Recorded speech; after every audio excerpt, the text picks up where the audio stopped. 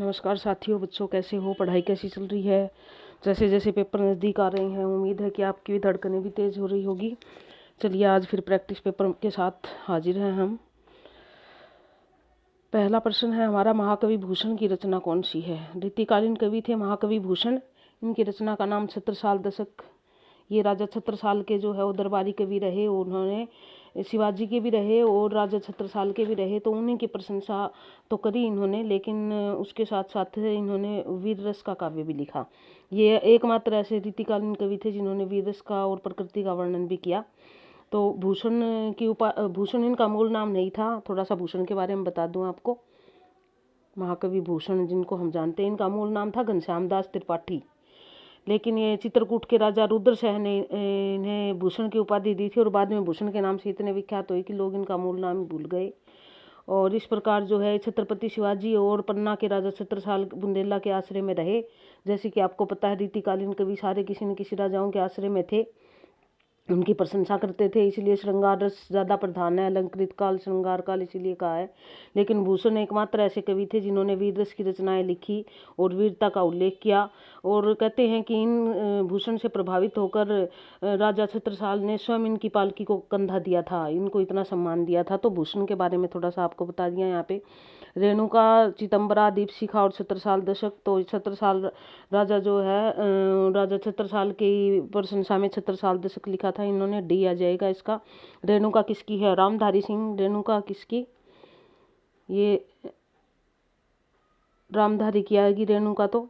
और उसके बाद चितंबरा जो है पंत की और दीपशिखा जो है महादेवी की। तो ये इस प्रकार अलग अलग रचनाएं हैं। अगले प्रश्न की ओर बढ़ते हैं। चलिए अगला प्रश्न देखते हैं। प्रश्न नंबर 52। रीतिकालीन कवियों की काव्य भाषा क्या थी। रीतिकालीन जो ज़्यादातर कवि थे उन्होंने ब्रज भाषा में लिखा है। अधिकतर की रचनाएं ब्रज भाषा में, इसलिए ब्रज भाषा आएगा, क्योंकि ब्रज भाषा प्रेमी थे। अपने राजाओं के आश्रयदाताओं की प्रशंसा करने के लिए उस समय यही एक जो न साहित्यिक और मधुर भाषा थी। रीतिकाल के उस कवि का नाम बताइए जिसने वीर रस की कविता लिखी। अभी अभी ये बात हुई है दोस्तों हमारी, जो न पद्माकर जो थे वो उन्होंने वीर रस की कविताएं लिखी है ना। सॉरी, भूषण जी ने वीर रस की रचनाएं लिखी है। उनके अलावा सारे रीतिकालीन कवि श्रृंगार रस, अलंकार, दृष्टांत उनमें ही पड़े रहे। बिहारी सतसई किस भाषा का काव्य ग्रंथ है। बिहारी की एकमात्र रचना है बिहारी सतसई, और ये ब्रज भाषा का काव्य ग्रंथ है जिसमें 713 दोहे हैं। सिर्फ एक ही रचना है जिसमें गागर में सागर कहा जाता है बिहारी सतसई को। उसके बाद आगे देखिए, सुजान शब्द का प्रयोग किस कवि की कविता में सर्वाधिक मिलता है। यानी कि किस कवि ने सुजान, घनानंद की कविताओं में अधिक मिलता है, क्योंकि घनानंद की प्रेमिका का नाम था सुजान और जो उसको छोड़ के चली गई थी, इसलिए उनकी रचना में सुजान शब्द बार बार आता है। तो कहते हैं घनानंद जी जो थे वो शकल से ज़्यादा सुंदर नहीं थे, एक आंख से काने भी थे, और इनकी प्रेमिका जो सुजान थी वो बहुत ही सुंदर थी, नर्तकी थी, और फिर इनको छोड़कर चली गई थी। तो उनको लेकर इन्होंने काफ़ी सारी रचनाएं लिखी है। तो सुजान शब्द का प्रयोग सबसे ज़्यादा घनानंद ने किया है। उसके बाद अगला प्रश्न, इनमें से कौन सा कवि रीति मुक्त नहीं है। रीति काल के जो कवि है उनको 3 भागों में बांटा गया है, रीति सिद्ध, रीति मुक्त और रीतिबद्ध। जो आचार्य थे वो तो रीति सिद्ध थे, और जो लक्षण ग्रंथों की रचना करते रहे आचार्य तो को नहीं थे, वो वो रहे रीति सिद्ध तो आचार्य थे। रीतिबद्ध लक्षण ग्रंथों की रचना करने वाले थे, और जो लक्षण ग्रंथों से थोड़े से निकले हुए थे उनको रीति मुक्त कहते थे। तो 3-4 कवियों का नाम आता है, घनानंद, आलम, बोधा और ठाकुर। इन 4 कवियों का नाम सबसे ज़्यादा आता है। तो इसमें केशवदास जो है वो रीति सिद्ध थे, तो इनका डी आएगा यहाँ पे। 56वां प्रश्न हमारा। उसके बाद अगला 57वां प्रश्न देख लीजिए। रानी केतकी की कहानी। दोस्तों मैंने जब मैंने विस्तार पूर्वक बड़े अच्छे अच्छे चैप्टर तैयार किए थे, लेकिन आप लोगों का रिस्पॉन्स अच्छा नहीं था, इसलिए मैंने प्रश्नोत्तरी उठाई और उसमें मैंने विस्तार पूर्वक कहानी वाले में बताया हुआ है कि पहली कहानी कौन सी थी, किस कहानी का क्या नाम है। जब हिंदी भाषा का विकास था उसमें कहानी, उपन्यास, पत्र पत्रिकाओं का जिक्र किया गया है, वहाँ सारी बात बताई है। तो रानी केतकी की कहानी के रचनाकार का नाम बहुत ही इंपॉर्टेंट है, इंशाअल्लाह का नाम था इनका। और ये जो है ना, इसका दूसरा नाम रानी केतकी की कहानी का क्या है, एक और नाम भी है इसका, उदयभान चरित, ये नाम है इसका कहानी का। तो ये पहली कहानी भी मानी जाती है हिंदी साहित्य की। उसके बाद अगला देख लीजिए, इनमें से सदल मिश्र की रचना कौन सी है। हिंदी के विकास में जो है फोर्ट विलियम कॉलेज की स्थापना जो 1800 में हुई थी उसका बहुत महत्वपूर्ण योगदान रहा था, और उसमें से ये इंशाअल्लाह खां, सदल मिश्र, लल्लूलाल, मुंशी सदासुखलाल, ये सारे उसी से कहीं ना कहीं संबंधित थे। तो सदल मिश्र की रचना रानी केतकी की तो अभी हमने पढ़ी है। प्रेम सागर जो है मुंशी सदासुखलाल प्रेम सागर लल्लूलाल, सुख सागर मुंशी सदा सुखलाल का है। तो इनकी सदल मिश्र की रचना का नाम है नासिक्यात्तोपाख्यान, यानी कि डी आ जाएगा इसका। ये मैंने विस्तार पूर्वक इनकी कौन से की भाषा चुटिल थी, कौन किस पांडित्य प्रदर्शन करता था, कौन किस प्रकार से लिखता था, किसने किसको प्रोत्साहित, सारे आप मेरे यूट्यूब चैनल पर जाके देख सकते हो, मैंने विस्तार पूर्वक समझाया हुआ है। चलिए आगे बढ़ते हैं। इससे पहले आगे बढ़े, आपने शायद अभी तक लाइक तो कर दिया होगा, शेयर भी कर दिया होगा, ताकि अपने दूसरे मित्र और बंधु बांधवों को जो है इसका लाभ मिल सके, ज़्यादा से ज़्यादा लोगों तक हमारी बात पहुंच सके। हमारा तभी शायद यह कार्य पूरा होगा कि हम अपने कार्य में सफल हो रहे हैं। तो आप जल्दी से लाइक करें, शेयर करें, आगे तक भेजें, शेयर करने में कंजूसी ना करें। आपके प्रसाद पर्यंत हमारी कोई भी वीडियो पे जो है ना 100 से ज़्यादा लाइक नहीं होते, क्योंकि आप लाइक करते ही नहीं हो, देखते तो बहुत हो, तो इसलिए बार बार मुझे कहना पड़ता है। अच्छा तो नहीं लगता मुझे बार बार ऐसे बोलना, लेकिन लाइक अवश्य करें, शेयर करें, नए बंधु आए सब्सक्राइब करें। सत्यार्थ प्रकाश, सत्यार्थ प्रकाश के बारे में दोस्तों क्या कहा गया है कि हिंदी भाषा के विकास में सत्यार्थ प्रकाश का भी बहुत बड़ा योगदान रहा। कैसे रहा? क्योंकि सत्यार्थ प्रकाश जो है ना हिंदी की एक अनुपम कृति थी, और इसको पढ़ने के लिए भी लोगों ने, बहुत सारों ने हिंदी सीखी। हमारे जो है ना स्वामी दयानंद की रचना है, ये ग्रंथ है जिसके बारे में घर गृहस्थी से लेके और सन्यासियों तक के बहुत सारे नियमों को बारीकी से बताया गया है, और इनके जो भाग है अलग अलग भागों में अलग अलग रूपों को दर्शाया गया है कि मनुष्य को किस प्रकार जीवन व्यतीत करना चाहिए। बहुत ही अच्छा ग्रंथ है सत्यार्थ प्रकाश। आर्य समाज के संस्थापक थे स्वामी दयानंद सरस्वती जी, जिनका मूल नाम मूलचंद था, उन्होंने ये लिखी थी। स्वामी श्रद्धानंद जो है उनके गुरु थे। विवेकानंद भी धर्मगुरु रहे हैं। केशव चंद्र सेन भी जो है वो ब्रह्म समाज से संबंधित रहे कहीं ना कहीं। तो हमारे इनका सबका योगदान कहीं ना कहीं भारत के विकास में विशेष तौर पे रहा। आगे देख लीजिए, अगला प्रश्न है हमारा, इनमें से कौन सा नाटक भारतेंदु जी का नहीं है? यानी कि भारतेंदु ने बाकी तो सारे लिखे, एक नाटक है यहाँ पर लगाया हुआ निशान रणधीर प्रेम मोहिनी, उनका नहीं है, डी ऑप्शन आ जाएगा। भारत दुर्दशा नाटक जो था इनका भारत की दुर्दशा पर है, यानी कि क्या है इसमें ये दिखाया गया है कि भारत का क्या हाल हो रहा था। नील देवी भी प्रेम जोगिनी, ये अलग अलग रूपों में कहीं ना कहीं भारत की वास्तविकता का वर्णन ही है इसमें। तो रणधीर प्रेम मोहिनी इनका नाटक नहीं है। आगे देख लीजिए, हिंदी समालोचना के सूत्रपात के लिए भारतेंदु की कौन सी पत्रिका उल्लेखनीय है? यानी कि हिंदी समालोचना का सूत्रपात, समालोचना समझते हो किसी भी चीज़ की आलोचना करना और विस्तार वो उदाहरणों के साथ आलोचना करना समालोचना कहलाता है। तो यहाँ पर कवि वचन सुधा हरिश्चंद्र पत्रिका ब्राह्मण, अब ये कवि वचन सुधा हरिश्चंद्र पत्रिका, इनके संपादक तो भारतेंदु हरिश्चंद्र जी थे। जो ब्राह्मण पत्रिका है उसके प्रताप नारायण मिश्र थे। आनंद कादम्बिनी पत्रिका का नाम आया है यहाँ पे। आनंद कादम्बिनी पत्रिका के संपादक का नाम बता देती हूँ पहले तो मैं आपको, बद्री नारायण चौधरी प्रेमधन था। ये भारतेंदु के समकालीन ही थे। 1881 में पत्रिका निकली थी मिर्जापुर उत्तर प्रदेश से। तो आनंद कादम्बिनी पत्रिका थी जिसमें समालोचना का सूत्रपात हुआ था। बहुत ही इंपॉर्टेंट प्रश्न है, थोड़ा सा ध्यान से करोगे आप इसको, इंपॉर्टेंट है ये, पेपर में पूछा जा सकता है। अगले बार देख लीजिए, अगला प्रश्न क्या है हमारा, 62वां प्रश्न, हिंदी की पहली कहानी लेखिका कौन है? ये भी बहुत इंपॉर्टेंट है, बहुत बार आता है। हिंदी की पहली कहानी लेखिका का नाम है, यहाँ लेखक का नहीं है, ध्यान देना। तो बंग महिला है जो हिंदी की पहली कहानी लेखिका मानी जाती है। उसके बाद अगला, बंग महिला इनका नाम ही है, कभी उसको तो बंगाल की महिला है, बंग महिला इनका नाम। उसके बाद अगला जो है, इनमें से कौन सी भारतेंदु की रचना नहीं है? वैदिकी हिंसानुभूति विस्मोधम विस्मोषधम और बादशाह दर्पण पद्मावती, पद्मावत है, पद्मावती ये डी रचना इनकी नहीं है, यानी कि ये डी आ जाएगा। इनमें से पद्मावत जो है कहते हैं कि पद्मावत का नाम ही पहले पद्मावती था, जो न जायसी की रचना है ये।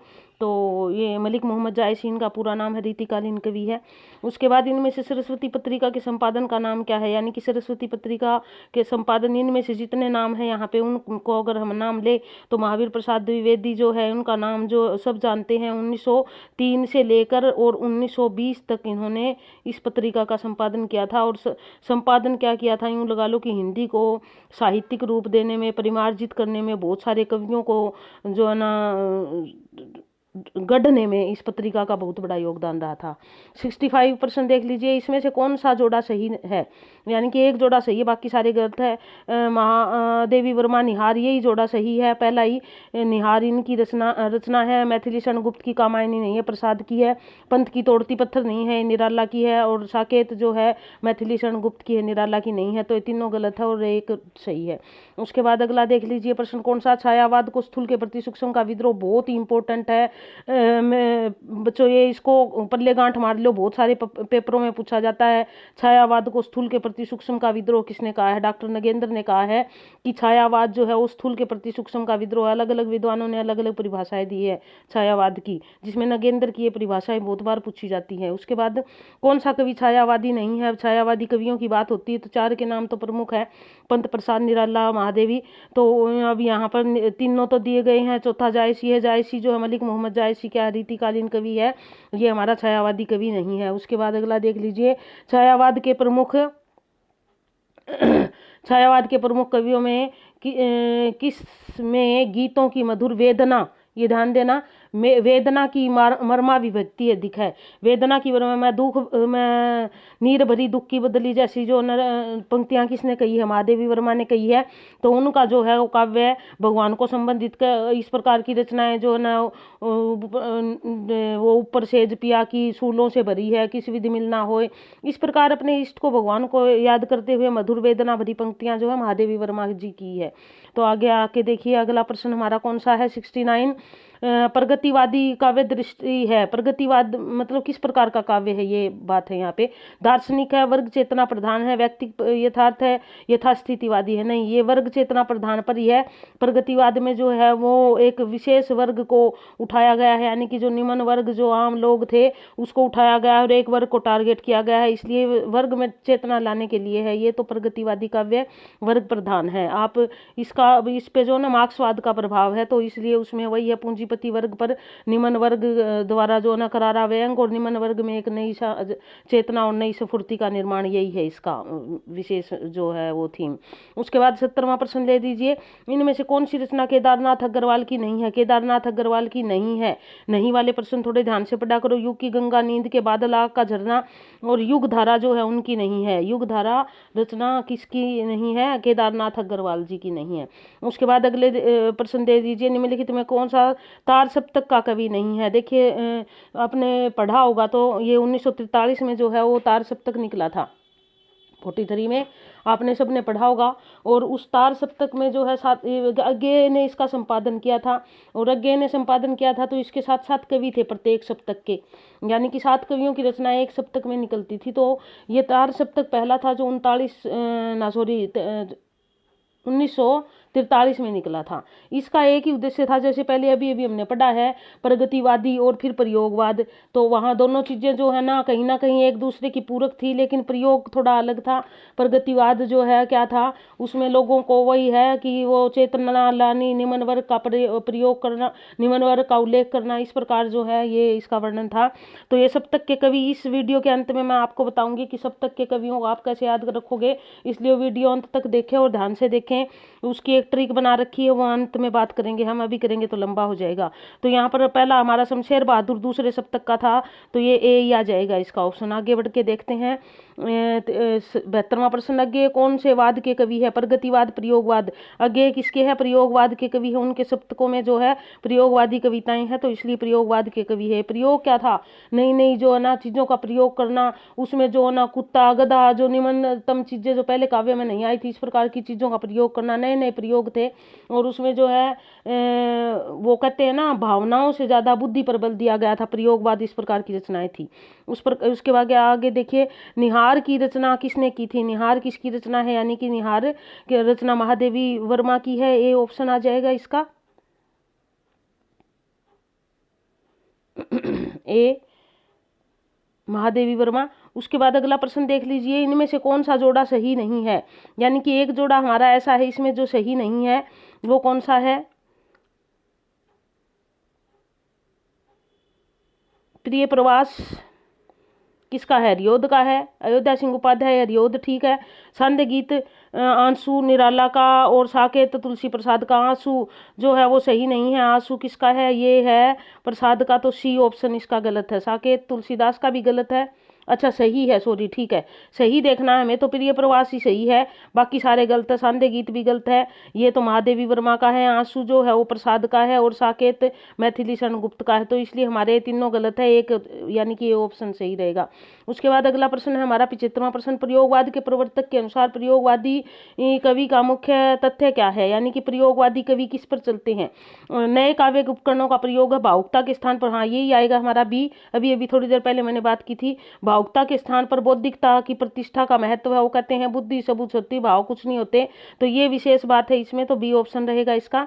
उसके बाद अगला हमारा गुलाबी बन्नो कहानी के लेखक कौन है। गुलाबी बन्नो कहानी के लेखक की यदि बात करें तो यहाँ पर हमारा जो है त्रिलोचन नहीं, धर्मवीर भारती, शमशेर बहादुर, कुंवर नारायण। अब देखिए क्षेत्र में प्रश्न की यदि बात करें तो हमारा गुलाबी बन्नो तो नहीं था, गुल की बन्नो तो हमने पढ़ा है, गुलाबी की जगह है यदि हम करते हैं गुल की बन्नो, तो वो तो धर्मवीर भारती की है। गुलाबी बन्नो तो कभी ध्यान में आया नहीं किसकी रचना है, और हो सकता है भाई हमने ना पढ़ा, उसके अलावा हो तो ये आपके लिए है, आप देख लो इसको। मेरे हिसाब से तो गुल की बन्नो जो है धर्मवीर भारती की है। तो चलिए आगे देखते हैं। अलका जयशंकर प्रसाद के किस नाटक की पात्रा है। चंद्रगुप्त नाटक है उनका, जिसमें बहुत सारे पात्र हैं, और अलका भी उसी की पात्रा है, तो डी ये हमारे एमए के सिलेबस में था, आपने पढ़ा होगा। ध्रुव स्वामिनी, विशाखा, स्कंदगुप्त, ये सारे नाटक प्रसाद के ही है, ध्रुवक नहीं है, ध्रुव है, ध्रुव स्वामिनी। तो इस प्रकार चंद्रगुप्त की पात्रा है अलका, जो चंद्रगुप्त में बहुत सारे पात्र हैं उन्हीं के साथ अलका भी है। उसके बाद अशोक के फूल निबंध के रचयिता, बहुत बार आता है ये प्रश्न, बहुत ही इंपॉर्टेंट है। अशोक के फूल कई बार पूछ लिया जाता है, क्या है ये निबंध है और किसके अंतर्गत आता है, क्या इसमें दिखाया गया है, कई चीजें पूछ ली जाती है। हरि प्रसाद द्विवेदी जी का अशोक के फूल। उसके बाद प्रसाद द्वारा रचित इरावती कैसा। इरावती जो है उनका अधूरा उपन्यास था प्रसाद का, तो ये जो है इसमें इरावती ऐतिहासिक उपन्यास है। आपने देखा होगा प्रसाद ने तो ऐतिहासिक चीजों का ही वर्णन ज्यादा किया, उनके नाटक भी सारे ऐतिहासिक है, तो उनका इरावती उपन्यास भी जो अधूरा रह गया था, प्रौढ़ अच्छा उपन्यास था उनका लेकिन पूरा नहीं हो पाया, लेकिन इसका थीम जो है वो ऐतिहासिक है।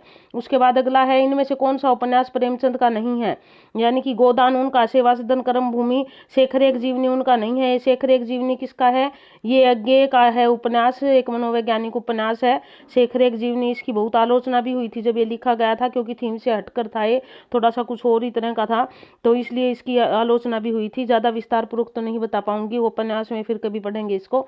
उनमें से कौन सी स्वीकृति आत्मकथा है। कलम का सिपाही जीवनी है, चीड़ों पर चांदनी, और अर्ध कथानक बाणभट्ट की आत्मकथा। ये बाणभट्ट की आत्मकथा भी जीवनी है, चीड़ों पर चांदनी भी। अर्ध कथानक जो है वो एक आत्मकथा है, किसने लिखी थी, पहली आत्मकथा भी मानी जाती है हमारी, बनारसी दास ने लिखी थी ये, जो ना ये जैन धर्म को मानने वाले थे, ये पंथ को बनारसी दास, और इन्होंने अपने जीवन पर आधारित लिखी थी। इसको पहली अर्ध कथानक को पहली आत्मकथा भी माना जाता है। 1641 में लिखी गई थी ये, और कहते हैं कि जैन धर्म के अनुसार जो है एक व्यक्ति की आयु 110 साल की होती है, तो उस समय ये 55 वर्ष के थे जब इन्होंने लिखी थी, इसलिए इसको नाम इन्होंने दिया अर्ध कथानक। तो इस प्रकार अर्ध कथानक जो है एक आत्मकथा है जो बनारसी दास जी की है। अर्ध कथानक किस विधा के अंतर्गत लिखी गई है, तो ये प्रश्न हमारा वैसे तो पहले ही हो गया है, ये आत्मकथा है। उसके बाद हिंदी में रिपोर्टाज का आरंभ किस युग से हुआ। रिपोर्टाज क्या होता है साथियों, रिपोर्टाज जो है जिस प्रकार इंग्लिश में एक रिपोर्ट होती है उसी प्रकार रिपोर्टाज होता है, ये एक नई विधा है, पहले हिंदी में ये नहीं होती थी। अब रिपोर्टाज जो है ना एक रिपोर्ट की तरह आंखों देखा वर्णन कहीं से अगर किसी का किया गया तो उसको रिपोर्टाज नाम दिया जाता है हिंदी में। उसका आरंभ किस युग में हुआ था, यदि द्विवेदी युग में करे, भारतेंदु युग से नहीं हुआ था, प्रसाद के बाद हुआ था तो प्रसादोत्तर, हाँ बाद हुआ था तो प्रसादोत्तर युग आ जाएगा, और छायावाद और प्रसादोत्तर एक दूसरे के पूरक है, इसलिए डी आएगा हमारा ये, क्योंकि प्रसाद छायावादी थे। उसके बाद अगला है हमारा, हमारी यात्रा के यात्रा वृत्तकार है भगवान दास, हमारी यात्रा इसके रचनाकार भगवान दास वर्मा, कल्याण चंद्र, लोचन प्रसाद पांडे, यशपाल, तो सी ऑप्शन रहेगा, लोचन प्रसाद पांडे इसके लेखक है। बनारसी दास चतुर्वेदी के रेखा चित्र कौन से हैं, बनारसी दास चतुर्वेदी रेखा चित्र नाम से रेखा चित्र, उनके सेतुबंध भी है, समारी का नहीं है, तो उपयुक्त तो दोनों आ जाएंगे, सी उत्तर रहेगा इसका, ठीक है सी। उसके बाद अगला देख लीजिए, अम्लीय रेखाएं के संस्मरण के रेखा के चित्रकार है, यानी कि अम्लीय रेखाएं संस्मरण है ये, इसके चित्रकार नहीं, रेखा चित्रकार, यानी कि लेखक कौन है इसके, इस रेखा चित्र के, विष्णु प्रभाकर सत्यवती मलिक, बी ऑप्शन ठीक रहेगा इसका, बीट है। उसके बाद अगला देख लीजिए, गणेश शंकर विद्यार्थी, ये बहुत ही इंपॉर्टेंट है गणेश शंकर विद्यार्थी वाला भी। जो ना महात्मा गांधी की जीवनी का नाम क्या है, श्री गांधी, ये है और बहुत इंपॉर्टेंट है। इस पे फिल्म भी बन चुकी है गणेश शंकर विद्यार्थी की, इस जीवनी पर, श्री गांधी नाम है उनकी जीवनी का है। उसके बाद अगला प्रश्न है हमारा 88वां प्रश्न, ये काव्य शास्त्र से संबंधित प्रश्न आ गया। अनुभवों के कितने भेद माने जाते हैं, 2, 3, 4, 6। ये 2 जो दे रखा है ये गलत है दोस्तों। यहाँ पे विभाव 2 जो होते हैं वो क्या होते हैं, 2 होते हैं विभाव, उद्दीपन और आलंबन। लेकिन अनुभवों की संख्या जो होती है वो 4 होती है। 4 अनुभव कौन कौन से होते हैं, अगर 4 अनुभवों की हम बात करें तो बता देती हूँ। वैसे मैंने अपना रस का जो चैप्टर करा रखा है उसमें बड़े विस्तार पूर्वक इसको समझाया हुआ है। अनुभव होते हैं काय की, आंगिक, वाचिक, आहार्य और सात्विक। आगे सात्विक के फिर 8 भेद आ जाते हैं। तो इस प्रकार करके जो है ना ये 4 होते हैं, 2 नहीं होते। 88वां प्रश्न में इसका उत्तर 4 सही है। तो आगे देख लीजिए अगला प्रश्न क्या है हमारा 89वां, भरतमुनि के रस सूत्र का विवेचन अपने किस ग्रंथ में किया है। यानी कि भरतमुनि ने रस सूत्र का विवेचन, ये हमने पढ़ा है, रस जब करवाए थे मैंने तब भी ये करवाया था। रस का वीडियो आप देख सकते हो, उसमें रस विस्तार पूर्वक बताए हुए हैं। आप मेरे यूट्यूब चैनल पे जाके उसका जो आनंद ले सकते हो, समझ सकते हो, बड़े अच्छे से समझ आएगा, बड़े अच्छे ईजी तरीके से समझाया हुआ है।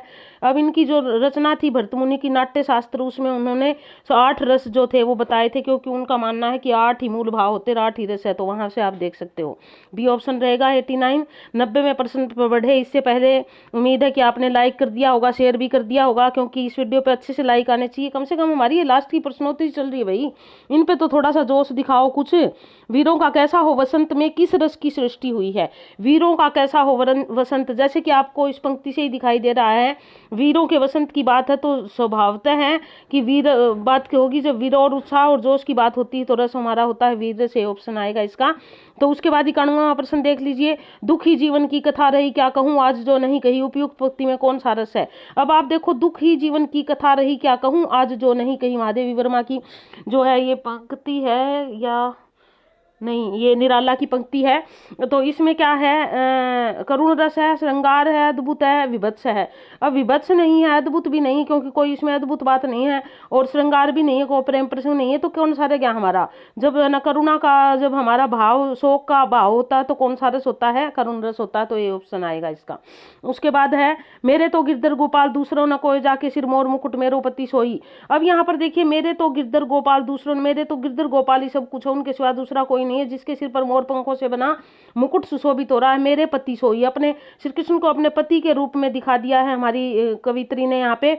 और जो पति के रूप में दिखा दिया तो यानी कि वो क्या है, उसके प्रति समर्पित है, रति का भाव है उसके प्रति, रति का भाव है। तो कौन सा आएगा, श्रृंगार रस आएगा, ना कि शांत रस आएगा। इसमें गलत है, शांत रस नहीं आएगा। उसके बाद अगला प्रश्न देख लीजिए, मेरी भव बाधा हरो राधा नागरी सोए तातन की झाई परे श्याम हरित दुति होए, उपयुक्त कौन सा रस है। इसमें पूछा है, मेरी भव बाधा हरो राधा नागर सोए ता जातन की झाई परे श्याम हरित दुति होए। यहाँ पर जो है वो क्या कहते हैं कि मेरे सारे संकट दूर कर दो, राधा नागरी सोए है, राधा के सरसव श्री कृष्ण तुम ही सब कुछ हो, जातन की जाए तो श्री की अगर परछाई भी पड़ जाए तो श्याम हरित दुति होए, यानी कि जो श्याम रंग है वहां भी बिजली की सी चमक उत्पन्न हो जाती है। तो यह क्या दिखा रखा है यहाँ पे, यहाँ पर जो है श्री कृष्ण के प्रति अपना समर्पण दिखाया है। तो भीति रस तो है नहीं, कोई होता नहीं है, अद्भुत भी नहीं है, वीर नहीं है, तो श्रृंगार है। और अगर मान लो यहाँ भक्ति आ जाता तो हम उसको करते, लेकिन भक्ति नहीं है, श्रृंगार है, तो इसका बी ऑप्शन रहेगा, 93 का बी। उसके बाद अगला 94वां प्रश्न देख लिए, निम्न में कौन सा मात्रिक छंद है। छंद हमारे 2 प्रकार के होते हैं मूलतः, तो वैसे आजकल 3 मानते हैं, एक वर्णिक, एक मात्रिक और एक मुक्तक छंद आ गया हमारा।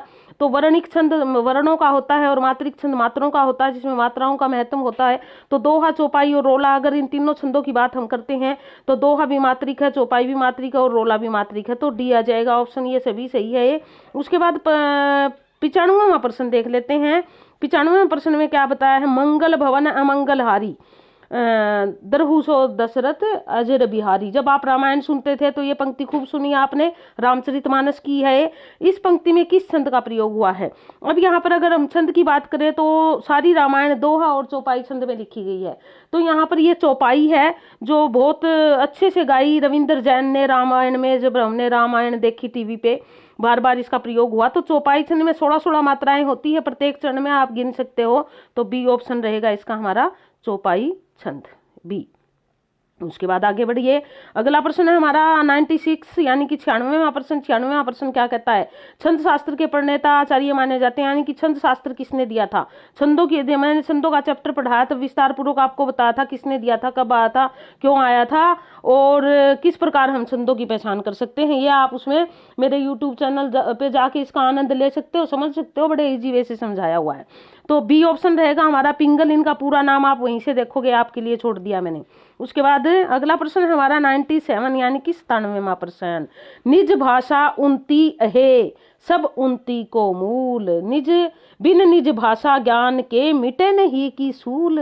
अपनी भाषा का किसने, भारतेंदु हरिश्चंद्र जी ने लिखी है पंक्ति। कहते हैं कि अपनी भाषा ही सब से उन्नति का मूल है, मातृभाषा का सम्मान करना चाहिए, उसी बात का इन्होंने यहाँ दिखाया है। इसमें पूछा गया है, चलो जी ये नहीं पूछा गया किसने लिखी, इसमें पूछा है कि छंद कौन सा है, इसमें छंद साटे इसमें कौन सा है। अब यहाँ पर देखिए निज दो, एक रेख दो, दो और दो चार, दो छः, अगर देखें तो यहाँ दो इसमें चार और दो छः। और देखिए जब आधा वर्ण होता है तो पिछले पे दबाव पड़ता है तो वो डबल बन जाता है, तो दो और तीन और एक चार इसमें हो गए, और दो एक और दो तीन इसमें हो गए, तो 3 और 4 7, 7 और 4 11, 11 और 2 13, 13 13 पहले में हो गए, और दूसरे में 2 2 और 2 और 3 4, 4 और 2 6 7 8 9 10 11, 13 + 11 किस में होते हैं दोस्तों। अगर आपने छंद पढ़े हो तो वीडियो पे जाके दोहा छंद, तो ए ऑप्शन रहेगा इसका, ठीक है।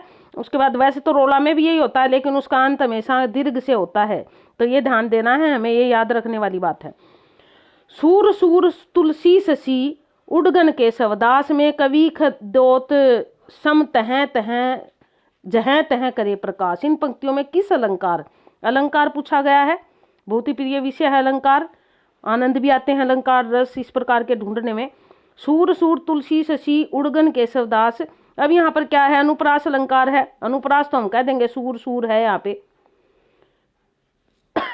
लेकिन अनुप्रास तो दूसरी श्रेणी का होता है, पहले और ढूंढ ले हम यहाँ। यमक उत्प्रेक्षा विरोधाभास, विरोधाभास तो नहीं है, पहले से ही काट देंगे हम। उत्प्रेक्षा में मनो मानो जनो जानो मनु जनहु जहाँ तह, इस प्रकार तो है ये, लेकिन जहाँ तह तो कोई और अलंकार होता है, तो ये भी नहीं, ये भी कट जाएगा। अनुप्रास दूसरी श्रेणी कौन सा रह गया, यमक। यमक कैसे हैं, सूर सूर, यहाँ पर इनका 2 बार आए हैं, दोनों बार अलग अलग अर्थ हुआ है, तो इसीलिए 98 का हमारा यमक अलंकार आ जाएगा। अलंकार का वीडियो आप मेरा देख सकते हो, बड़े अच्छे से समझाए हुए, आप कैसे पहचान करोगे, क्योंकि मैं यहाँ बता दूंगी सारे, तो फिर आप अलंकार सारे नहीं कर पाओगे, एक आधा ही होता है ऐसे तो। चरण कमल बंदऊ हरिराई में कौन सा अलंकार है, अब यहाँ पर चरण कमल बंदऊ हरिराई। अब देखिए ये क्या है, चरणों पर कमल का आरोप कर दिया जाता है, जब आरोप हो जाता है भेदारोपण, तो कौन सा अलंकार होता है हमारा, रूपक अलंकार होता है। कोई भी चरण और कमल में कोई भेद नहीं रह गया, तो रूपक अलंकार हो गया है यहाँ पे। उसके बाद अगला प्रश्न है, अंतिम प्रश्न की ओर बढ़ते हैं। देखिए उम्मीद है कि आपने बड़े अच्छे से किए होंगे सारे प्रश्नोत्तर, और लाइक शेयर सब कुछ कर लिया होगा आपने, और अगली वीडियो के लिए भी तैयार रहो। और इस वीडियो को अच्छी तरह इसका 2 बार कम से कम निरीक्षण परीक्षण अच्छी तरह करके, जो इंपॉर्टेंट चीज लगे वो अपनी कॉपी में नोट कर लिया करो, क्योंकि बार बार जो है ना, कई बार जरूरी नहीं होता आप मोबाइल खोल के सारी चीज देखो, कई बार कोई चीज आपको यूं लगती है कि मुझे बहुत अच्छे से याद रखनी है, और हो सकता है मेरे दिमाग में ना रहे, तो एक अपने नोट्स बनाने की आदत अगर आप डाल लेते हो तो कभी बीमार नहीं खाओगे। नील परिधान बिच्छू कुमार खुल रहा मृदुल अध खुला अंग खिला हो जो बिजली का फूल मेघ बन बीच गुलाबी रंग। ये जो है हमारी पंक्तियां +2 के सिलेबस में है, तो इसमें कौन सा अलंकार पूछा है यहाँ पे। अब यहाँ पर सारा अलंकार है, नील परिधान बीच खुल रहा मृदुल अंग अध खुला मृदुल अंग खिला हो जो बिजली का फूल। अब यहाँ पर ये जो पे सारा जो है बिजली का तो रूपक अलंकार हो गया, लेकिन पहले हम इस जो को देखें, क्योंकि पूरा लाइन इस जो पे टिकी हुई है। तो जो है यहाँ पर क्या है, अगर मैं इसका आपका व्याख्या करूं तो कहता है कि उस पानी में से, नीले पानी में से ऐसे जो ना वो किरणें चमक रही है, जैसे उसके बीच में कोमल शरीर की नायिका निकल रही हो, और उसका आधा खुला हुआ अंग एक फूल की भांति खिला हुआ प्रतीत हो रहा है, जैसे लग रहा है संभवतः है बिजली का फूल उसमें खिल गया होगा। बिजली का फूल आपने देखा, मैंने तो नहीं देखा भाई।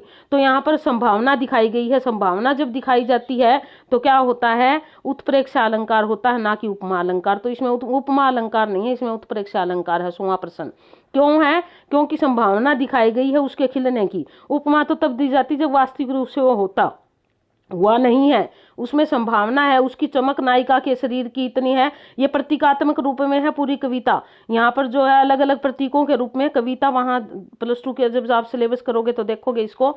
तो इसलिए ये क्या है, उत्प्रेक्षा अलंकार आएगा। ये जो है उत्प्रेक्षा और उपमा दोनों में प्रयोग होता है, लेकिन जब आप अर्थ स्पष्ट करते हो तभी आपको पता चलेगा। तो इस प्रकार हमारी ये प्रश्न सीरीज पूरी हुई। उम्मीद है आपको इससे बहुत फायदा हुआ होगा और आप बड़े अच्छे से ध्यान से देखी होगी। पूरी वीडियो देखने के लिए धन्यवाद। लाइक शेयर करने के लिए भी धन्यवाद नहीं करा है तो आप कर दीजिए, तो आपका पहले से ही धन्यवाद कर देती हूँ। चलिए, धन्यवाद। जय हिंद।